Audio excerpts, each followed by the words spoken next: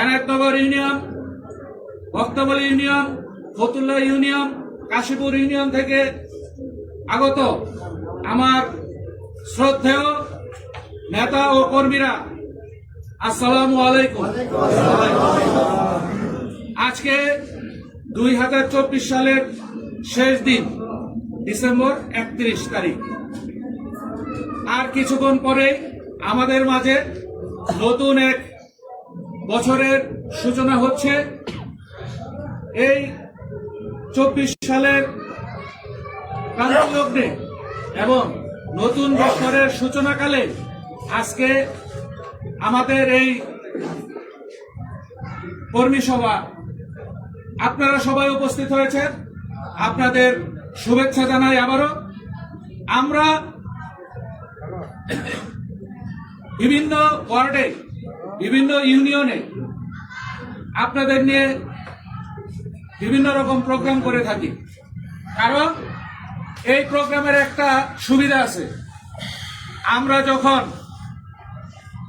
আরো 10-12 বছর আগে আমরা যখন আমাদের এই প্রোগ্রামগুলো শুরু করেছিলাম, তখন কিন্তু হাঁটি হাঁটি পাপা করে আজকে এই পর্যন্ত আপনাদের নিয়ে আমরা প্রোগ্রাম করতে পারছি। আমরা যখন প্রথমে প্রোগ্রাম করেছিলাম তখন কিন্তু আমাদের সাথে অনেকেই ছিল না। আপনারা আজকে আমাদের সাথে অনেকে এসেছেন। কেন এসেছেন? এখানে কারণ আছে।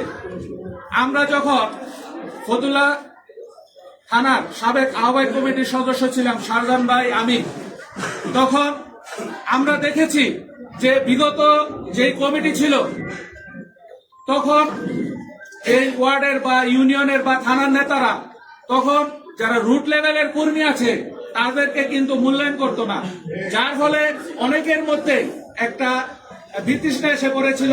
তাদের মনে কিন্তু একটা ছিল যে আমরা কেন বিএনপি করব।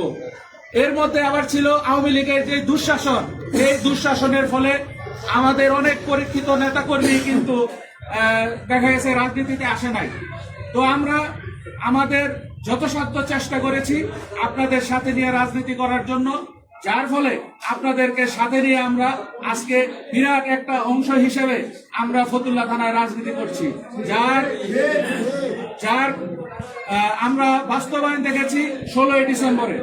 এই 16ই ডিসেম্বরে আপনাদের ঐক্যবদ্ধ যে উপস্থিতি ছিল, এই উপস্থিতি কিন্তু ফতুল্লা থানা বিএনপিতে দেখিয়ে দিয়েছে যে শাহজাহান ভাইয়ের নেতৃত্বে আমরা যে রাজনীতি করেছি, আমরা আসলে সত্যি পথে, সৎ পথেই আছি এবং সত্যি পথেই আছি।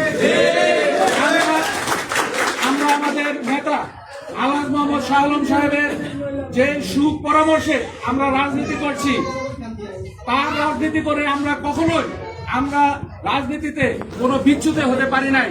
তার সুপরামর্শে আমরা রাজনীতি করেছি এবং আপনাদের সাথে কাঁধে কাঁধ মিলিয়ে একত্রিতভাবে আমরা এই দলের কাজ করেছি।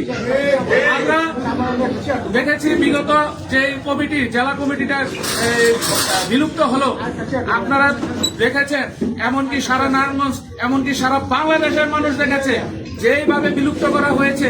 এই কমিটির যে কাগজগুলো আপনারা দেখেছেন, তদন্ত কমিটির কি বলে রিপোর্ট অনুযায়ী, তদন্ত কমিটির রিপোর্ট অনুযায়ী এই কমিটিটা বিলুপ্ত করা হয়েছে। এরকম কাগজ কিন্তু বাংলাদেশে আর একটাও হয় নাই।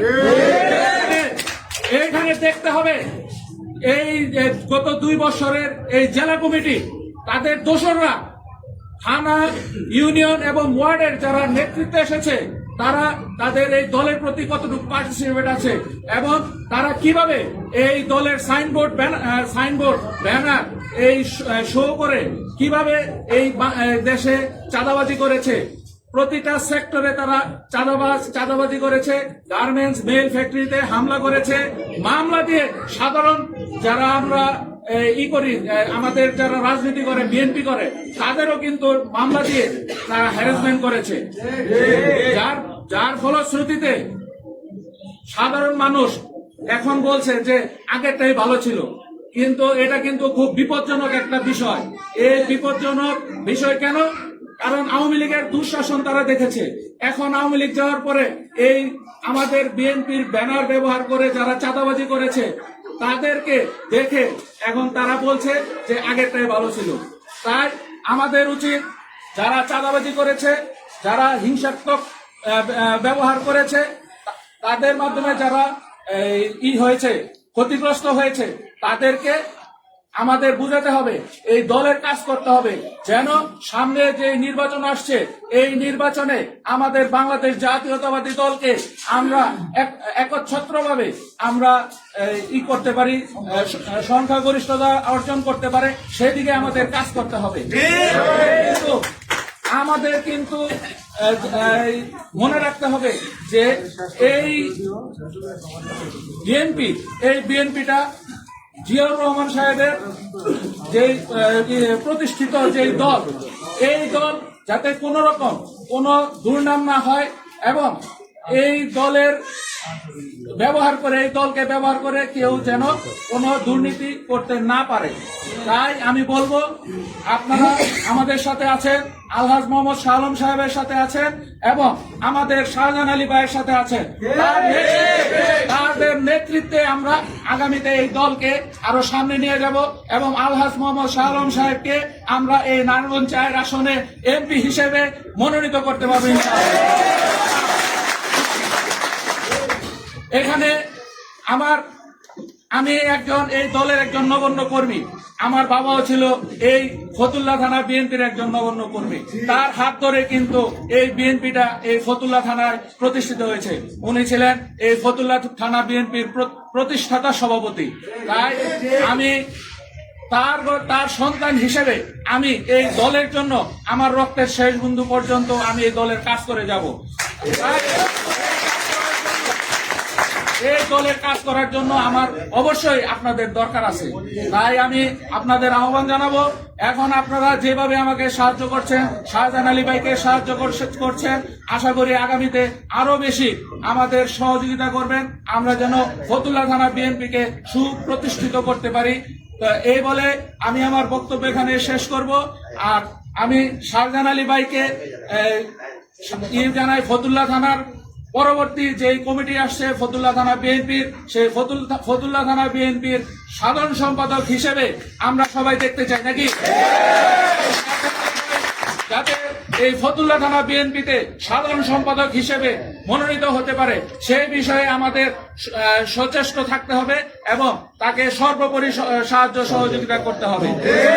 এই বলে আমি আমার বক্তব্য এখানে শেষ করছি। আপনাদের সকলকে ধন্যবাদ, আপনারা এই অনুষ্ঠানে এসেছেন এবং আমাদের অনুষ্ঠানকে সাফল্যমণ্ডিত করেছেন। আসসালামু আলাইকুম।